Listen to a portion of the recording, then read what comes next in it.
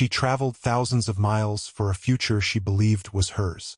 An educated black woman, dressed in her best, carrying nothing but hope, and one suitcase holding a secret that could change everything. But the moment she stepped off the train in Silverbrook, the stares began. Whispers followed. And before she could even speak, the man she had come to marry turned his back, because of the color of her skin. Alone, unwanted, left in a town where power was built on lies. But what she carried in that suitcase could tear it all apart.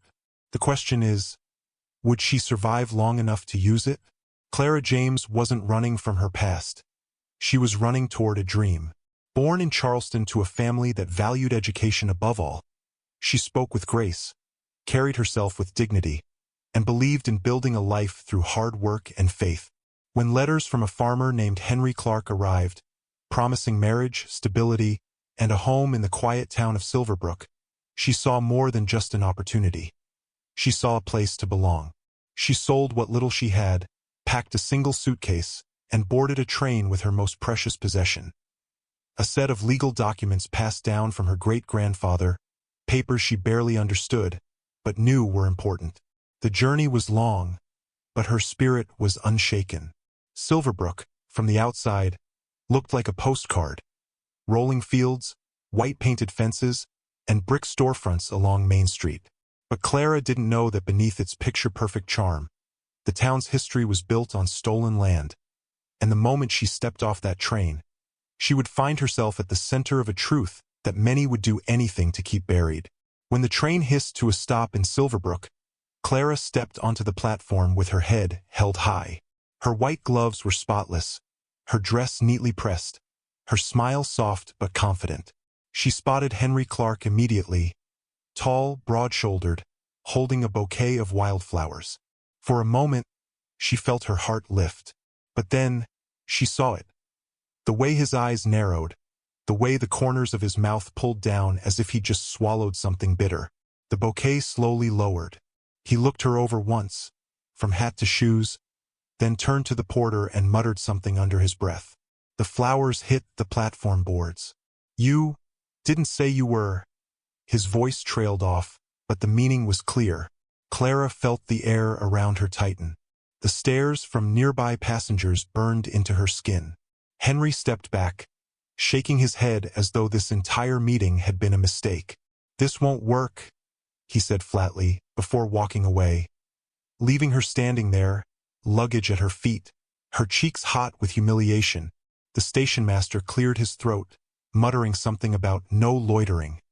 As if she were a stray to be moved along, she asked for a carriage into town, but drivers made excuses, their eyes cold. Word spread quickly. Silverbrook had always been small enough for whispers to travel faster than wind. By the time she reached the boarding house, the landlady barely opened the door before saying every room was suddenly full. Clara's hands tightened around the handle of her suitcase. Each polite smile she met was laced with the same unspoken message: "You're not welcome here." Night fell, and she found herself sitting alone on a bench outside the general store, the cool air biting through her coat. Every window she passed glowed warm with lamplight, families gathering inside. Yet none of those doors would open for her. That's when the sound of hooves broke the silence. A tall man in a dark riding coat dismounted, his boots crunching on the gravel. He studied her for a moment, not with the sharp, dismissive glance she had grown used to, but with something else. Jonathan Reed was a name everyone in Silverbrook knew. Wealthy, influential, owner of the largest farm in the county. The kind of man whose presence shifted conversations. He asked where she was headed, and when she told him the truth, no home, no welcome, he didn't flinch. Instead, he offered her a place to stay. Clara hesitated. She had been in this town less than a day, and already she had seen how quickly a person could be cast aside. But with the night growing colder, and her options shrinking to none, she accepted. What she didn't realize was that her arrival at Jonathan's estate would do more than give her a roof over her head. In the days to come, it would set in motion a chain of events that would expose Silverbrook's oldest lie, a lie powerful men had buried for generations, and one they would do anything to protect. The truth came to light in the most public way possible. Jonathan had arranged for Clara to present her great-grandfather's documents at the Silverbrook Town Hall, a place where the walls still displayed portraits of the very men who had built their wealth on stolen land. The room was packed, the air thick with the scent of polished wood and old grudges. Henry Clark sat near the front, arms crossed, smirking as if he already knew how this would end. Clara stood at the podium, her hands steady even as her heart pounded. She unfolded the yellowed papers, land deeds and legal transfers signed long before most in the room were born. Gasps rippled through the crowd as she read aloud Samuel Carter's name, her great-grandfather, listed as the rightful owner of over half the farmland surrounding Silverbrook. Land the founding families, Henry's among them, had seized through forged signatures and intimidation. Then the shouting began. One councilman called it fabricated. Another accused her of stirring trouble. Henry rose to his feet, his voice booming, accusing her of being nothing but an opportunist.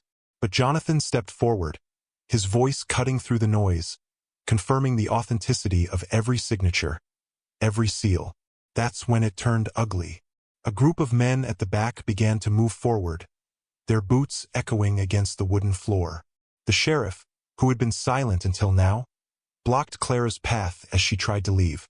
His hand rested on his holster, his jaw tight.